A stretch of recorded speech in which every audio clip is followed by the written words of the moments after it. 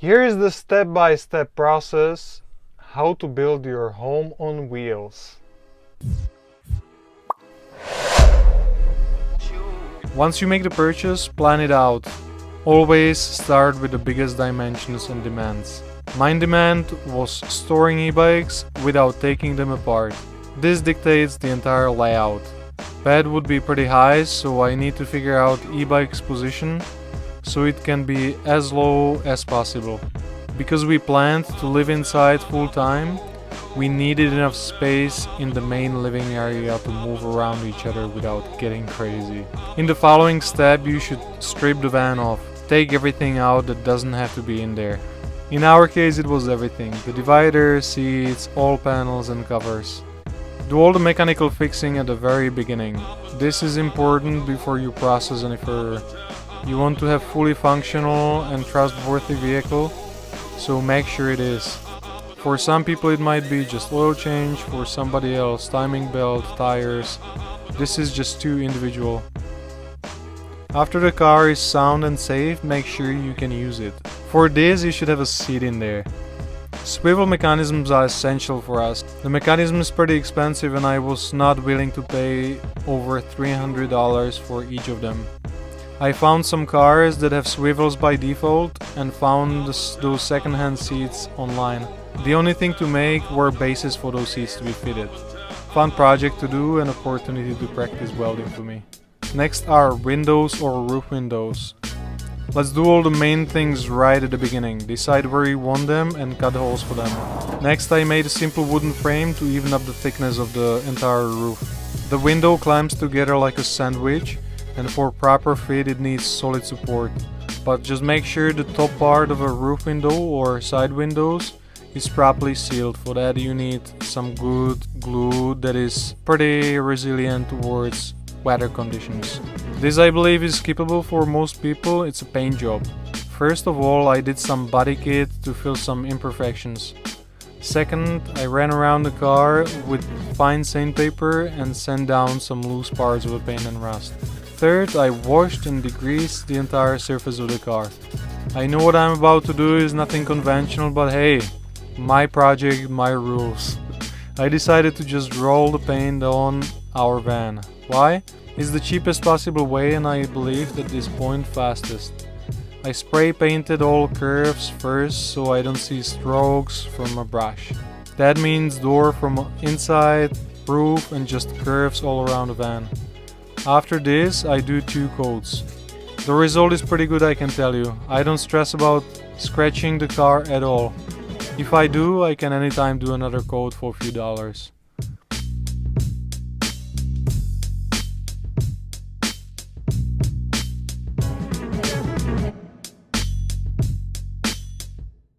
There is plenty of pre-made campervan water tanks that you should use. I personally would never do water tank inside of a car if there is an option to have them underneath. The reason is of course space saving. I'm on a tight budget, so I'm building my own tanks out of barrels. It's more work, but I like these kind of projects. I'm connecting 4 25-liter barrels together to create 100-liter freshwater tank. Another 2 together to make 50-liter grey water. These barrels fit perfectly under the car and I welded supporting frame for it with a board. This way tanks are covered, protected and pushed hard against the car from the bottom. Solars are pretty easy. You can buy brackets to attach them to the van and wire plugs that seal your roof. I don't buy them, instead I just got a L-shaped aluminum, drilled holes to them, glued and screwed with self-tapping screws. For wires I just drilled holes and then sealed them with the same Sikaflex glue. Easy and cheap solution that does the job. Reversing camera is easy too. This one was just cheap from eBay and I read in comments it leaks after heavy rains. No problem, I siliconed it all around and instantly it's waterproof. In the following steps you can do wires or insulation, whatever you prefer. I decided to do wires. You should have all the wires in protective hoses so you don't cut through them somewhere by accident. I learned this later, so please avoid it. Plan it like I did with a marker, that's a good way. This made it easier to work with. Plan your lights and switches, reversing camera, inverter, water pump, fan and everything else you are adding. I also added extension cable drum from the bottom of our van because it's very convenient to just pull the cable out. Make sure you have plenty of USBs everywhere. Cool extra trick for urban camping, I also made car charging reduction for charging stations. This way I can plug the entire car and use the power inside, charge e-bikes, etc. Cool thing to have is also a car charger, so whenever you are plugged in, it charges your deep cycle batteries too.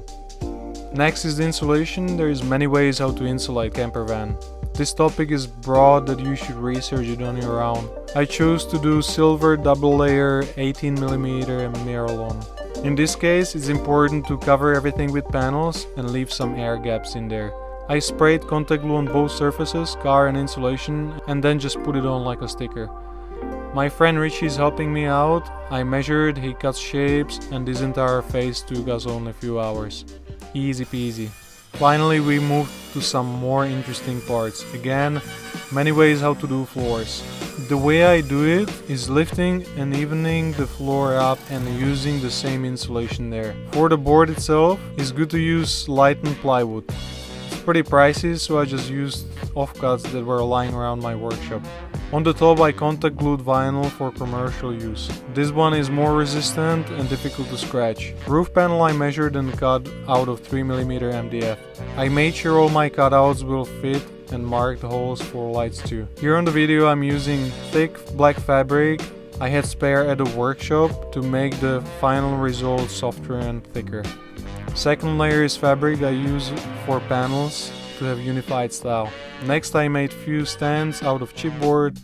These curves copy the internal roof shape, and I also stapled stripes of fabric not to damage new ceiling fabric. Installing this panel was pretty easy with all of this. I used the same PU mammoth glue and pushed the panel hard against the roof. The following morning glue was cured and ready to move on. Next part to do are panels. Cover all the insulation up. Some people do wood and cover the entire van completely. This is a good way how to insulate vans even more, and many choose the specific interior look. I like modern look, and panels are the way for me. First I contact glued my fabric to all of the structure parts of the vehicle that will be seen, like underneath the overhead units. Some places I cut MDF stripes and glue them with mammoth day earlier to have solid base for the fabric. One panel above the back door requires a bit more because it's complicated shape. You can see I'm using plastic sheet to cut first. I'm bending it after, marking and shaping inside of the van, and later polstering with 2 layers of fabric. I made templates out of cardboard and transferred shapes right on MDF. The rest is just cutting them out. Follow up in the same principle like the roof panel. Thick black fabric first and then my interior gray one. Splashback panel is thicker, 8mm painted MDF because I will be attaching things to it later and needs to be more solid. On the side door I used 1mm painted metal sheet that I previously made base for, so I can just mammoth glue it on. For furniture, different people use different material. I can easily tell the best one is lightened plywood. It's pretty solid, it doesn't warp with humidity and is super lightweight. I didn't have the financial benefit of working with ply, so I used free material at my workshop. It is 18mm chipboard, commonly used for furniture in Europe. E-bikes are the biggest cargo dictating our layout, so I loaded them in, made sure they fit, and then marked dimensions on the ground, sides, and their height on the wall. Based on this I right away knew kitchen size, electronics compartment, entry unit, and how much space I have for garage units. I'm starting with overhead units, making the frame as light as possible. That means cutting stripes, edging them, cutting them on sizes. It's pretty simple. For the back I used 3mm plastic sheet I had at my workshop because it bends very easily. Before I staple it on the unit, I contact glue black fabric on the facing side. To attach units to the car is one-man job, as you can see by using self-tapping screws to the structural parts of the car. So on these photos you can see first stage of a kitchen, planning how it should go, sink, gas stove. Here I have the kitchen on a bench, working on it, making sure everything fits. Yep, here we have the first test of the projector setup that up to date makes me very happy. It was one of my friend's idea and I absolutely loved it. Very cheap 720p projector that runs on 12 volts and costs just a bit over $100. Here you can see the swivel mechanism for the table extension.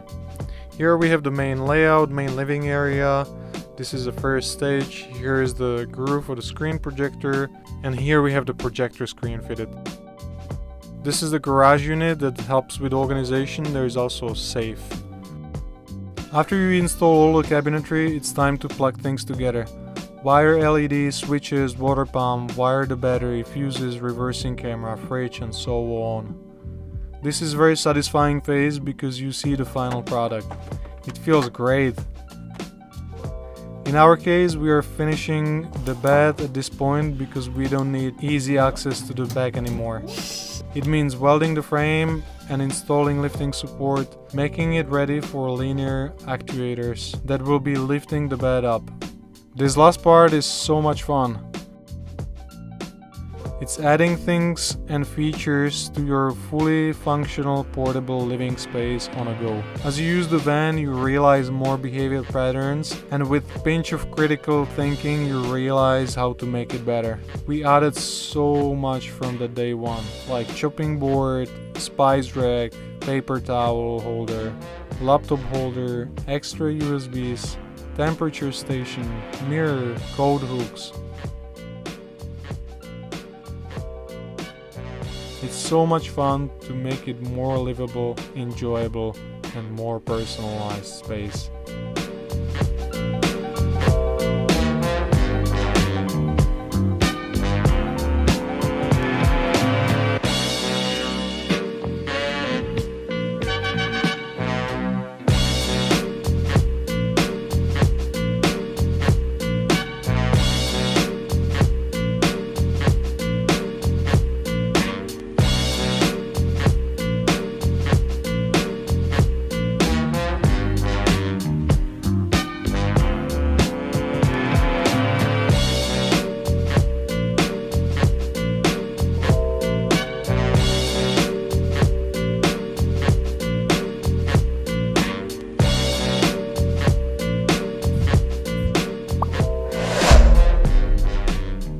I see you made it all the way to the end. Now you need to check out our van tour to see all these creative details in this van and how we operate inside. If you want to see how we travel and where we are right now, check out Margaret's Instagram at curlyhaircamping and mine at panoramaman. See you in another video.